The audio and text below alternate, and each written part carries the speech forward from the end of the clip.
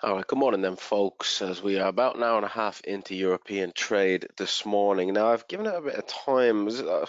When to record the video earlier on, there's just absolutely nothing going on in markets. Markets just in tight ranges, chopping sideways, doing nothing. So I was kind of hoping for a bit of movement across asset classes before recording a video. And we have got some downside in yields, some upside in bonds over the past kind of hour.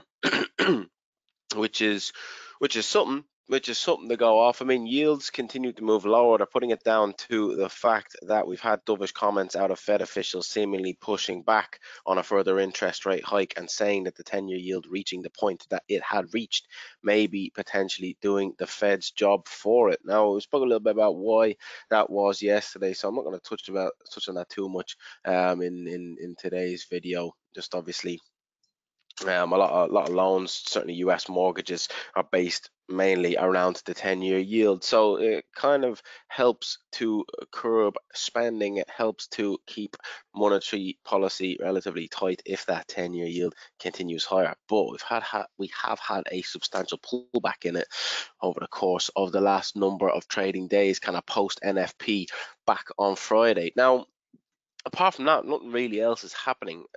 Obviously we've got the Israel and Palestine situation going on that caused a few gaps on the open and markets on Sunday night, Monday morning. But apart from that, it's not really affected markets too much. You would have to say, some market participants thinking bond yields kind of going lower as bonds being purchased off the back of a bit of a safe haven play, but that is not the case in my opinion. We'll look at stocks now in a minute and you'll see why I believe that is not the case.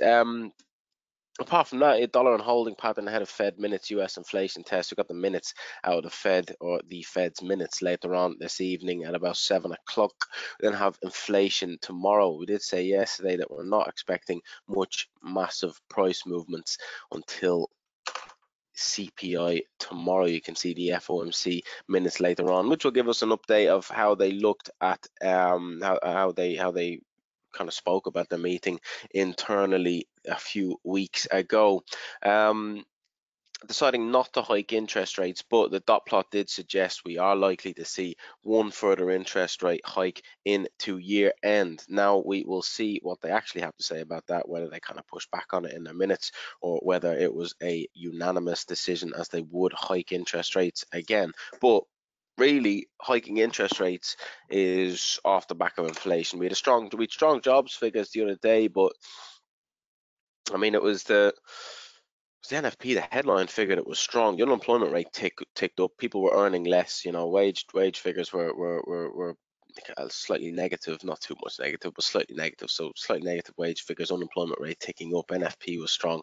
Nothing much really to see there, in my opinion. Albeit we did have some big price moves, some big downside in stocks, which was then reversed completely, which is somewhat unsurprising.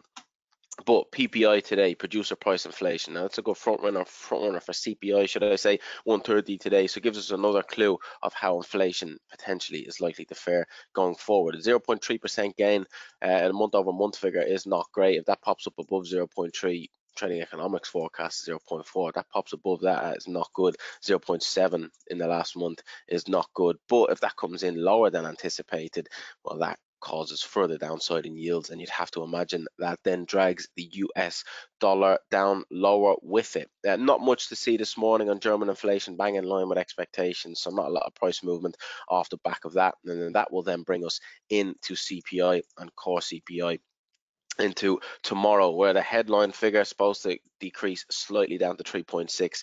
The monthly headline figure 0.3% expected, which is still slightly too high, but it's coming back down from that initial spike to 0.6 in the previous month. Core CPI expected to come down further, albeit at 0.3 consensus. So inflation obviously no longer coming down at the speed that it was. When inflation's up at 7, 8, 9%, it obviously will come down a slight bit quicker than it will when it's down at 3 or 4%. So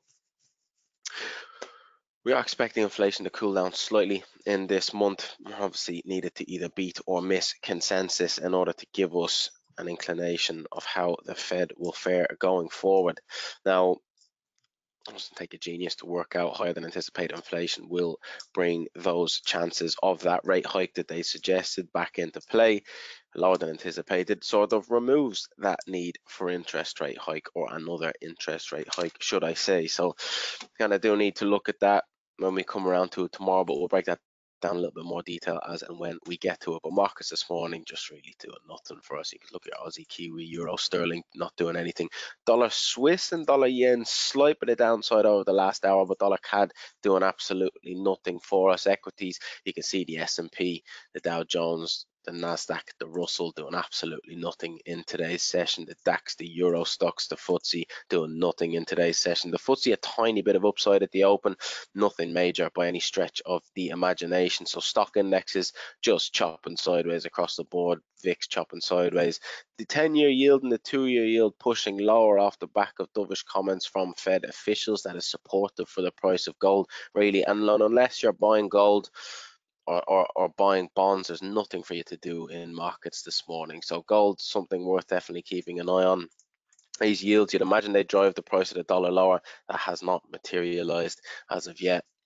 Obviously, it remains to be seen whether the dollar kicks into gear off the back of that. But with the Fed minutes later on and CPI tomorrow, I can't imagine much price movement between now and then. Yields and gold really the only tradable things for you.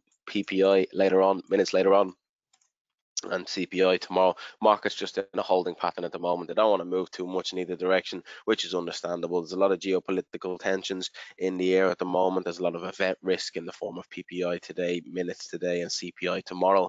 You know, certainly if I was working in one of the big investment banks or one of the big hedge funds, I would certainly not be going piling in, buying a load of currency or buying a load of stocks in today's session. Likewise, neat, obviously with a smaller amount of capital than they've got, I'm thinking the same. So I'm not so sure there'll be much trading from me in between today and tomorrow until we clear CPI and we get some action, hopefully tomorrow at 1:30. So be careful out there, folks. Don't go chasing moves that aren't there just yet. Obviously, things could move on the balance of probabilities. You'd have to imagine they probably don't between now and 1:30 tomorrow.